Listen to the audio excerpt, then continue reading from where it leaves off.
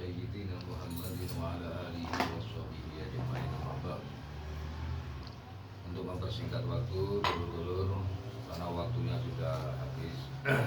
Mari kita langsung ke pokok pengajian, yaitu mempelajari dan membaca Al-Quran surat Al-Baqarah ayat 30 sampai 39, tadi kelanjutannya. Sebelum dimulai, mari kita buka majelis ini dengan ummul kitab ila hadratin Nabi Mustafa Muhammad sallallahu alaihi wasallam wa ala alihi washabihi wa dzurriyyatihi ajma'in. Al-Fatihah.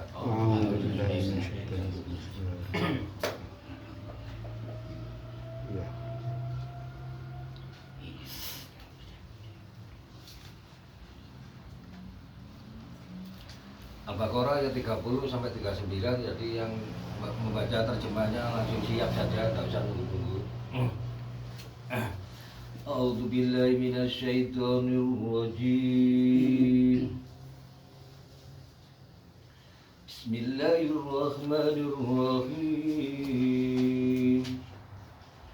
Wa idh qala rabbuka lil malaikati inni ja'ilun fil ardi khalifah. Qalu wa taj'alu fiyha man yufsidu fiyha wa yasfiku ad-dima'a wa nahnu nusabbihu bihamdika wa nuqaddisu lak. Qala inni a'lamu ma la ta'lamun wa a'lamu adzamal asma'a kullaha thumma 'aradahu 'alal malaikah faqala anbi'uni bi asma'i haula'i in kuntum shadiqin. Qala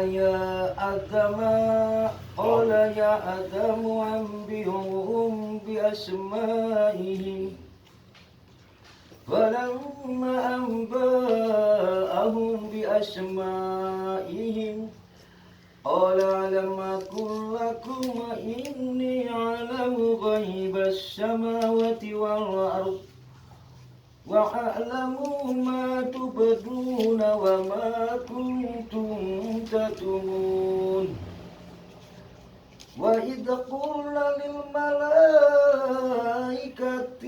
isjudu li adama fasajadu illa iblis aba wastakbara wa kana minal kafirin. Wa qulna ya Adamu uskun anta wa zawjukal jannata wa kula minha ragadan haitsu syi'tuma wa la taqraba hadhihi syajarata fatakuna minadh dhalimin. فأزلهما الشيطان عنها فأخرجهما مما كانا فيه وقلنا اهبطوا بعضكم لبعض عدو ولكم في الأرض مستقر ومتاع إلى حين. فتلقى آدم من ربه كلمات فتاب عليه إنه هو التواب الرحيم. قلنا اهبطوا منها جميعا فإما يأتينكم مني هدى فمن تبع هدي فلا خوف عليهم ولا هم يحزنون. والذين كفروا وكذبوا بآياتنا أولئك أصحاب النار هم فيها خالدون. Sadaqallahul Azim.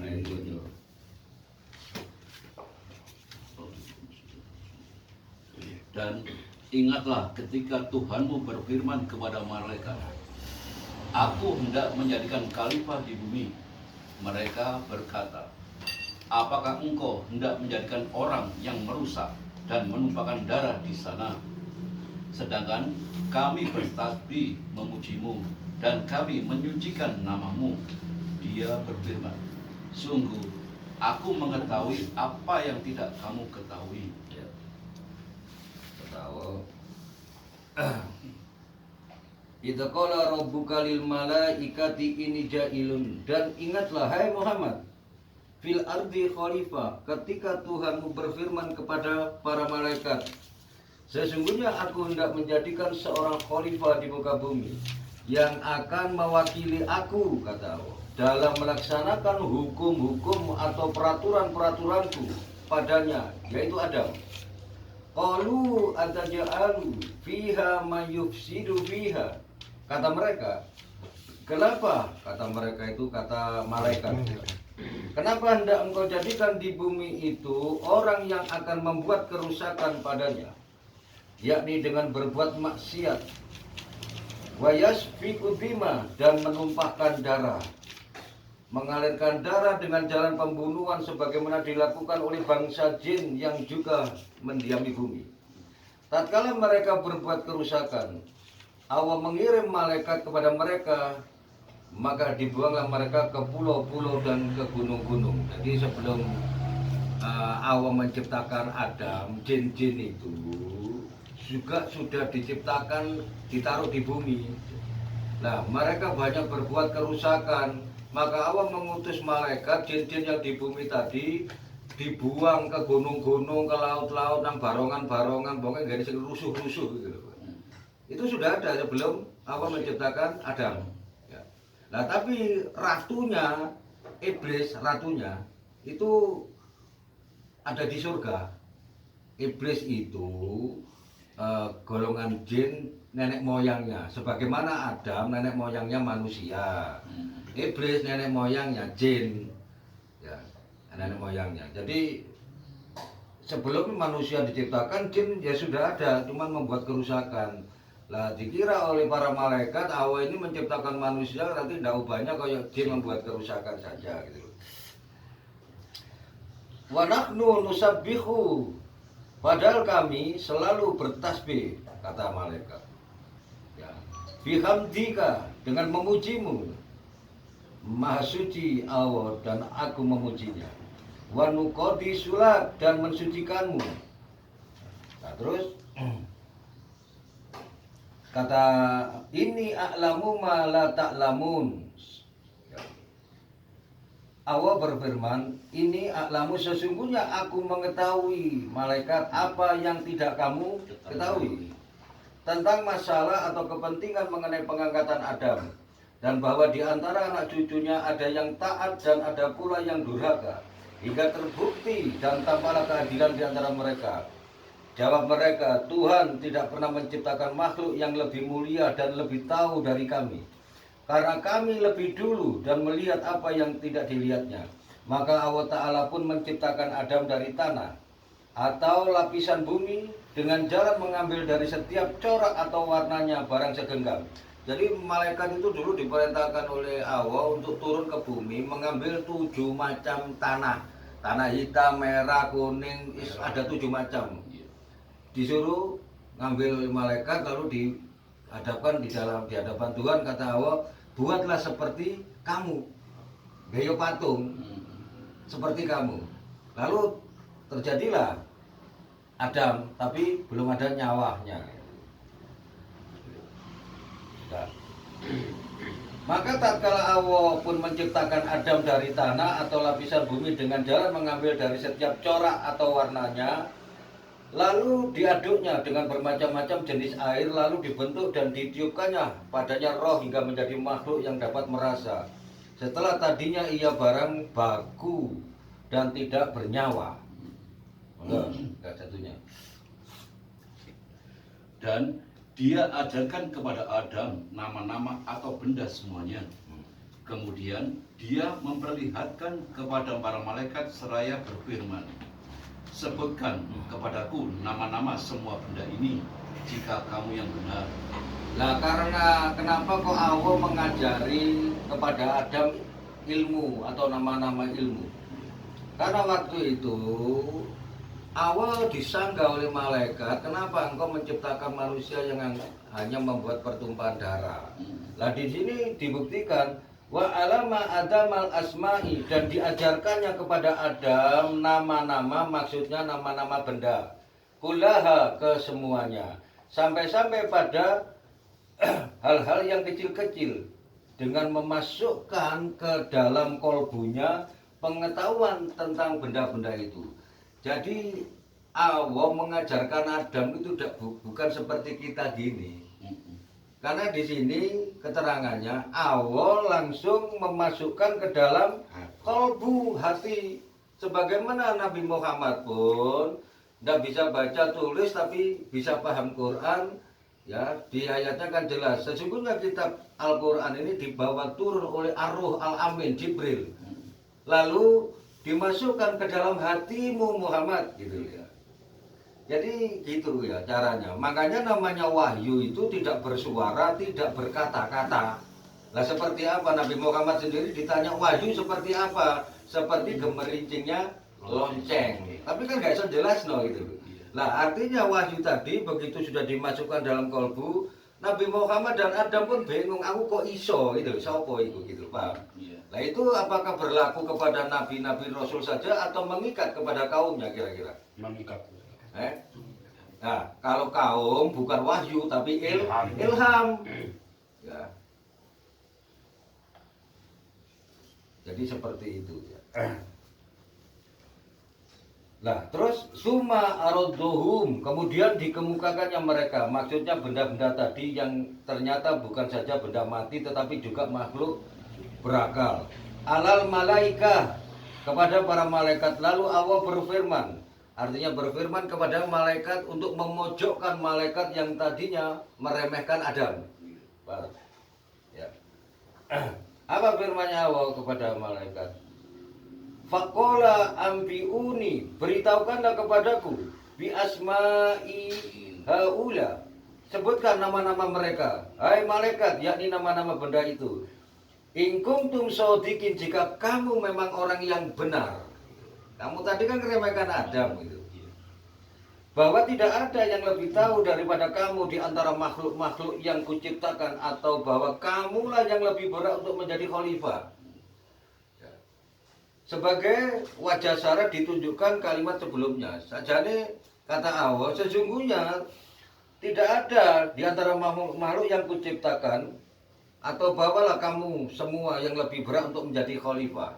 Kata Allah, ayo malaikat, dari seluruh ciptaanku ini, mana yang mampu untuk menjadi khalifah? Jika Tuhanmu mengendaki, kamu bisa saja aku jadikan khalifah. Gitu maksudnya. Ya, jadi itu. Makanya khalifah itu seperti apa?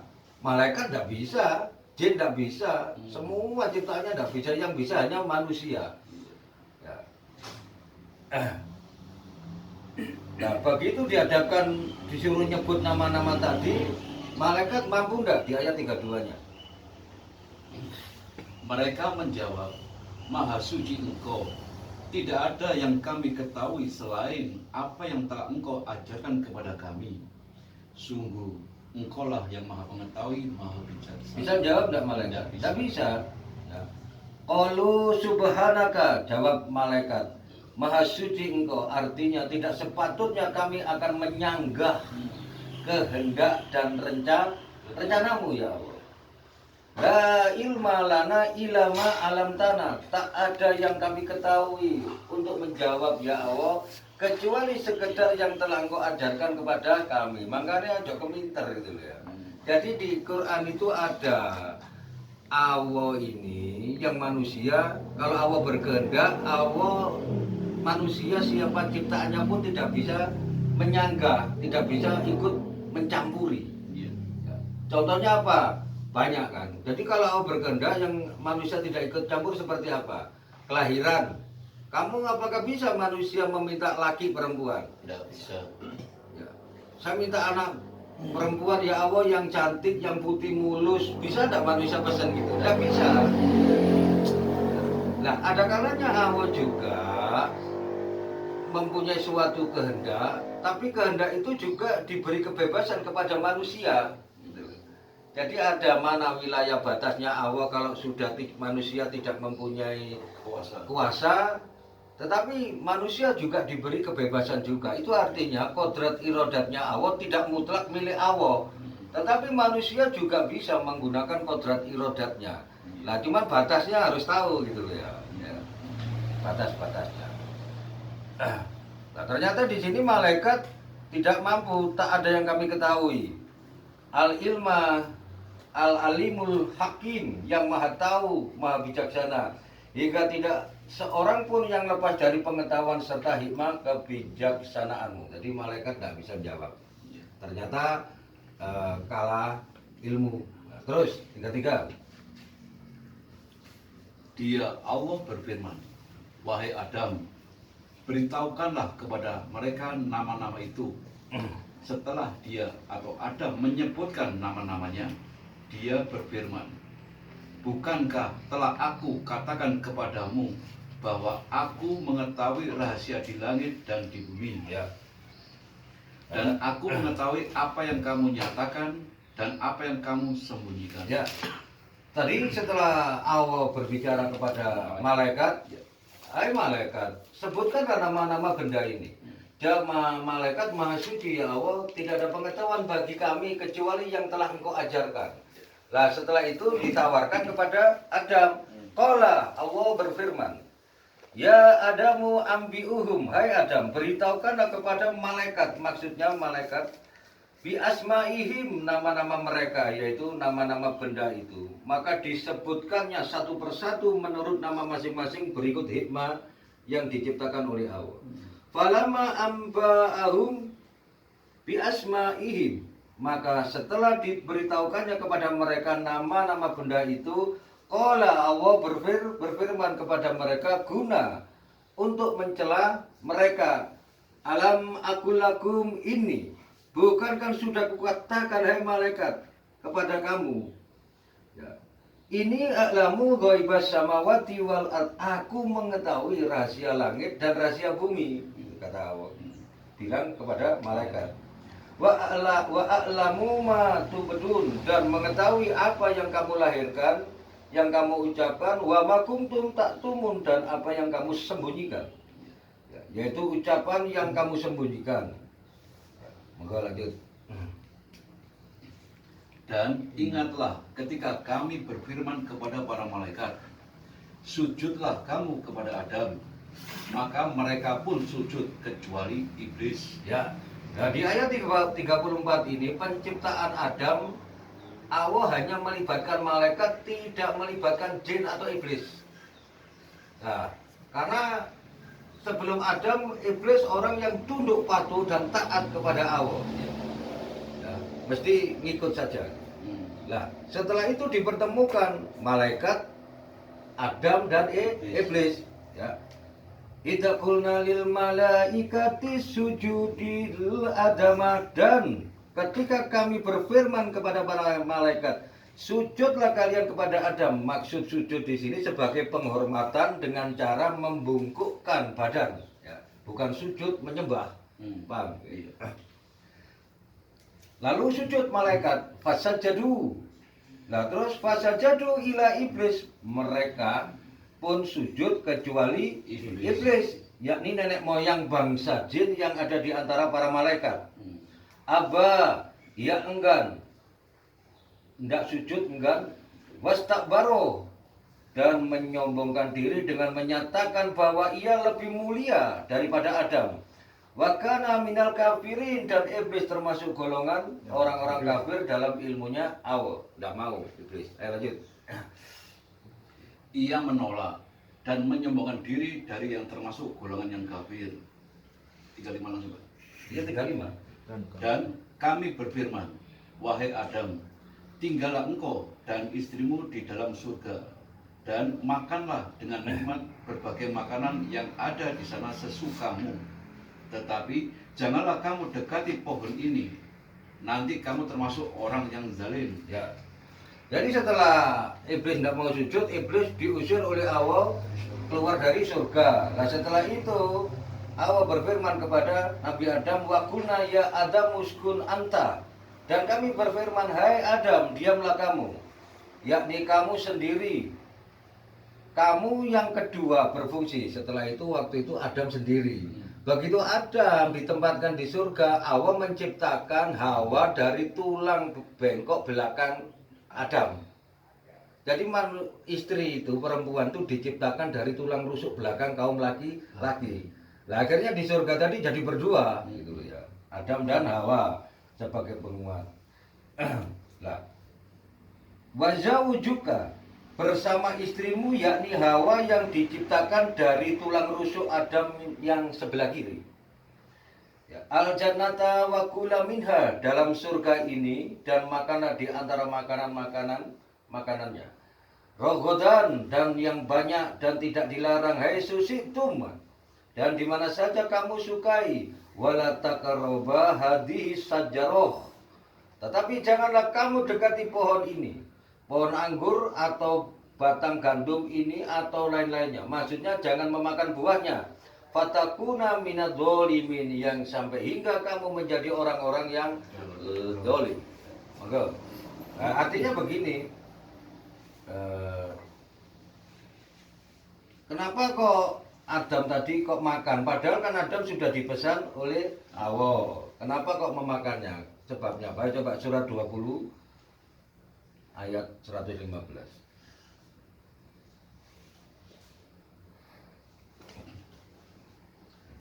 Dan sungguh telah kami pesankan kepada Adam dahulu, tetapi dia lupa, dan kami tidak dapati kemauan yang kuat padanya.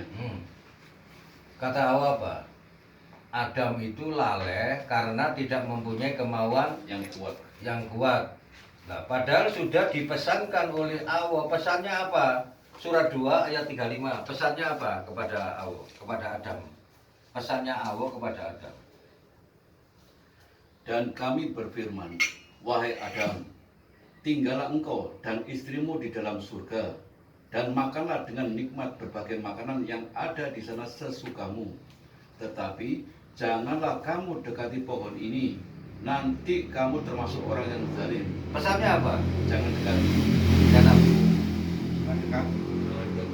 Lalu setan memperdaya keduanya dari surga, sehingga keduanya dikeluarkan dari segala kenikmatan ketika keduanya di sana, surga. Ya. Dan kami berfirman, turunlah kamu, sebagian kamu menjadi musuh bagian yang lain, dan bagi kamu ada tempat tinggal dan kesenangan di bumi sampai waktu yang ditentukan. Ya.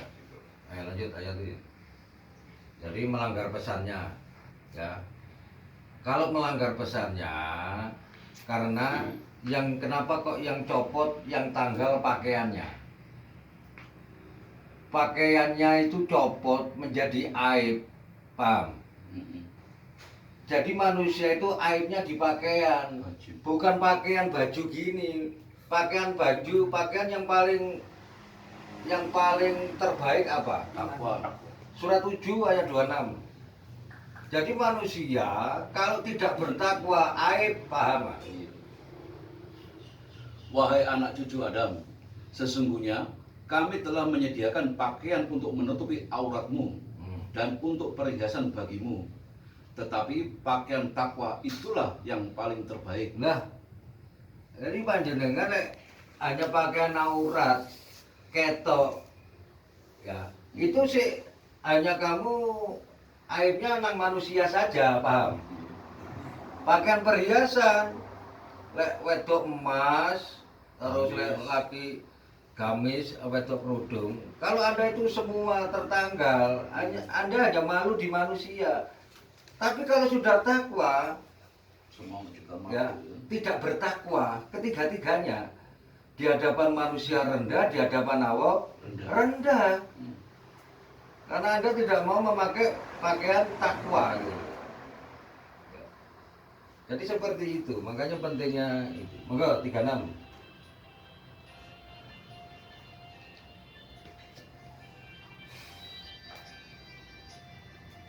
Lalu setan memperdaya keduanya dari surga, sehingga keduanya dikeluarkan dari segala kenikmatan ketika keduanya di dalam surga. Dan kami berfirman, turunlah kamu, sebagian kamu menjadi musuh bagi yang lain, dan bagi kamu ada tempat tinggal dan kesenangan di bumi sampai waktu yang ditentukan. Ya. Nah, berarti kan lalu keduanya digelincirkan oleh setan, oleh iblis, ya. Terus kenapa kok begitu?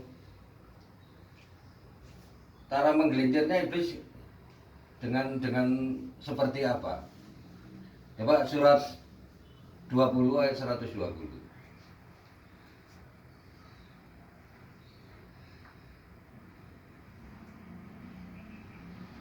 Kemudian setan membisikkan pikiran jahat kepadanya dengan berkata, "Wahai Adam, maukah aku tunjukkan kepadamu pohon keabadian atau kuldi dan kerajaan yang tidak akan binasa?" Jadi tergelincirnya Adam karena apa? Bisikan. Hati-hati Pak dengan bisikan. Anda sudah saya kasih pelajaran bisikan loh ya. Hawa nafsu dengan setan tidak sama. Hawa nafsu, angan-angan atau keinginan. Tapi kalau iblis dan malaikat Bisikan. kalau iblis setan membisikkan, Kebaikan. iblis setan nih. Oh, keburukan. Kalau malaikat, Kebaikan. hati-hati di situ. Ya. Pesannya Allah, hati-hati. Hai Adam, kamu silakan di surga itu semuanya tersedia. Dan berhati-hatilah kamu dengan setan, karena setan itu apa? Musuh yang paling nyata. Nah, makanya setan itu cirinya Membisikkan. hati-hati Pak, membisikkan. Nabi Adam itu oleh bapak meneng model awake dhewe.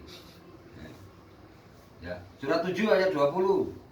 Terus itu tadi iblis itu sepak terjangnya seperti itu. Surat 7 ayat 20. Kemudian setan membisikkan pikiran jahat kepada mereka agar menampakkan aurat mereka yang selama ini tertutup. Dan setan berkata, Tuhanmu hanya melarang kamu berdua mendekati pohon ini, agar kamu berdua tidak menjadi malaikat atau tidak menjadi orang yang kekal di dalam surga. Iya, maksudnya di sini itu kalau kita ini tidak menjalankan perintahnya Allah dan tidak meninggalkan larangannya Allah, aurat kita ini terbuka aib gitu Pak. Makanya sebaik-baik pakaian adalah takwa. Makanya orang Islam habis muslim ya beriman, habis beriman bertakwa supaya pakaian auratnya tidak terbuka. Maksudnya itu gitu ya. 21 wis. Dan dia, setan bersumpah kepada keduanya, Bayangkan loh, bersumpah terus sesungguhnya aku ini benar-benar termasuk para penasihatmu. loh. Ya karena kan Adam enggak tahu. Umpama pada awake dhewe enak zikir tengah malam, ora teko wong surbanan ana cahaya. Assalamualaikum. Sesungguhnya kami ini seorang yang datang dari langit. Kira-kira lek gak duwe ilmu yakin apa ndak? Yakin, Mbak. Hati-hati. Persis enggak dengan Adam? Sama. Adam ngomongnya apa? Sesungguhnya aku bersumpah aku datang dari langit. Kan gitu Adam. Nah, kira-kira ini terjadi nggak dengan umat sekarang? Terjadi. Itu, hati-hati. Makanya tidak mungkin kalau kita pegang Quran, kan kata Allah, tidak mungkin kalau setan itu membisikkan dengan perkataan yang indah-indah. Kata jawab Allah apa? Lalu Allah akan menguatkan dengan ayat-ayatnya. Nah kalau kita tidak pegang ayat-ayat, tidak tahu sepak terjangnya setan, kira-kira Allah menguatkan nggak maksudnya kan nggak begitu. Maka ayat 37.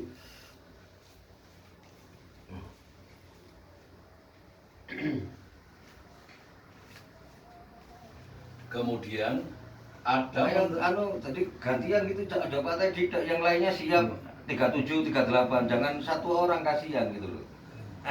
Kemudian Adam menerima beberapa kalimat dari Tuhannya. Lalu dia pun menerima tobatnya. Sungguh Allah Maha Penerima Tobat, Maha Penyayang. Setelah Adam tergelincir, lalu Adam bertobat. Ini loh bertobat Pak Adam ini. Lawe dewe melakukan dosa gak tahu bertobat. dosane nglanggar terus, leye-leyane ya ayo terus ae. Adam iki bertobat gitu loh ya. Lah kowe dhewe iki gawe dosa seneng sing ngitno ae. Kaya tikus lek nyolong duweke di ngisore bothekan dianu gak dipangan dikelumpukno ae mbek tikus. Lah menungso seneng nglumpukno dosa gitu lho. Tapi ora gelem tobat, ora gelem.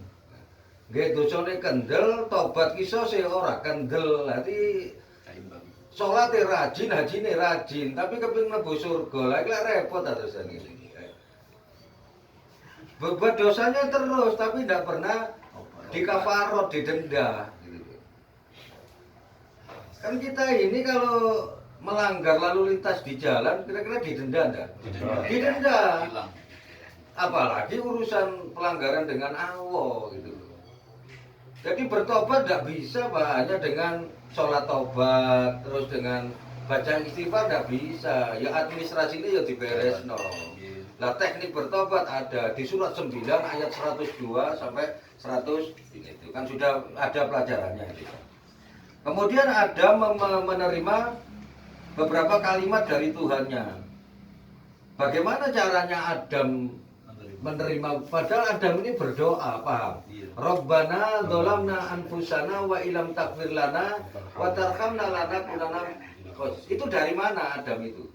Kok bisa doa seperti itu? Ini jawabnya Allah. Fatalaqo Adamu min rabbihi kalimat. Kemudian Adam menerima beberapa kalimat dari Tuhannya. Ya apa lek apa teko terus Adam maca ngene apa seperti apa? Tidak ya.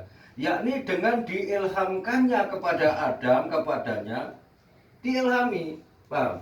Jadi seseorang ini kalau memang tunduk dan patuh kepada Allah, tatkala Anda ini berhadapan di masyarakat permasalahan-permasalahan, mesti diilhami oleh Allah untuk memutuskan masalah, pasti benar, pasti Pak. Tapi kalau Anda tidak beriman, tidak bertakwa, Anda punya masalah, mesti diputuskan bukan diilhami dengan kemampuan akal. Bedanya di situ, paham?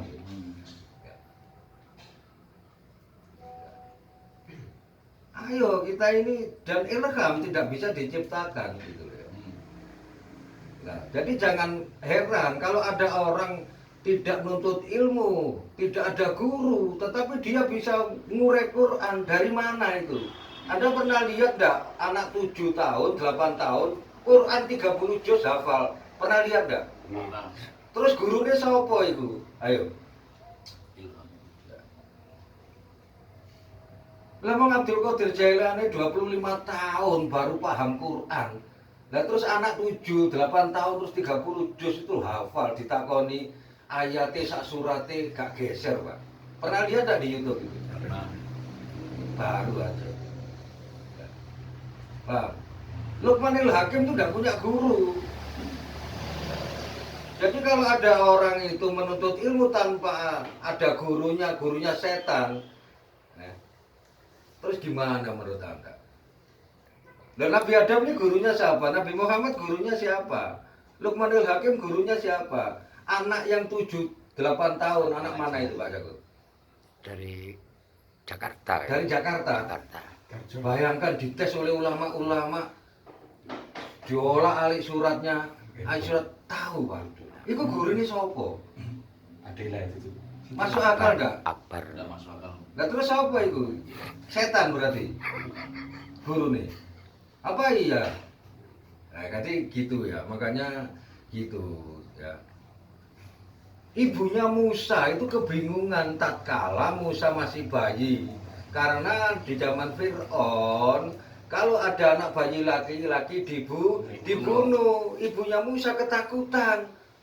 Tapi karena memang ibunya ini baik, istilahnya beriman, bingung. Tatkala bingung, Allah memasukkan ilham. Yang tadinya judek langsung dalane terang, langsung dikintirno. Itu Pak. Lah Anda ini sendiri kalau di dunia hidupnya sumpek, ya karena Anda tidak ada ilham, karena Anda tidak bertakwa, beriman kepada Allah. Artinya Allah tidak mengintervensi, gak ikut campur, karena Anda selama ini mengikuti hawa nafsu Anda. Ngene iki sing bener Quran gak bener, wah ya wis ditekno mbek setan, paham ya? Makanya jangan berbicara kecuali dengan wahyu. Kalau kita kata Allah, ada manusia ini membicarakan tentang Allah tanpa ilmu, tanpa kitab, tanpa petunjuk. Berarti dia tuh berbicara dengan hawa nafsu, dengan akal pikirannya. Jangan begitu, Pak. Anda kalau begitu sampai mati tersiksa hidup ini. Jadi surga neraka itu sekarang. Kalau Anda di dunia saja sudah tersiksa, neraka besok jelas masuk neraka itu jelas, wis gak usah terawang kalau itu. Mau Anda di dunia aja tersiksa kok. Tapi kalau Anda di dunia ini tenang, ikhlas, sabar, ya itu surga gitu loh ya. Jadi kita ini jangan sampai sholat puasa zakat haji sia-sia. Sholat puasa zakat haji, tapi hidupnya resah, gelisah, sumpah, stres, ya neraka. Orang ibadah kok masuk neraka, gitu gimana? Paham ya? Nah, makanya setelah Adam diberi beberapa kalimat dari Allah, karena Allah mengilhami, baru Adam berdoa, Robbana dolamna anfusana, itu diilhami oleh Allah, paham? Ya,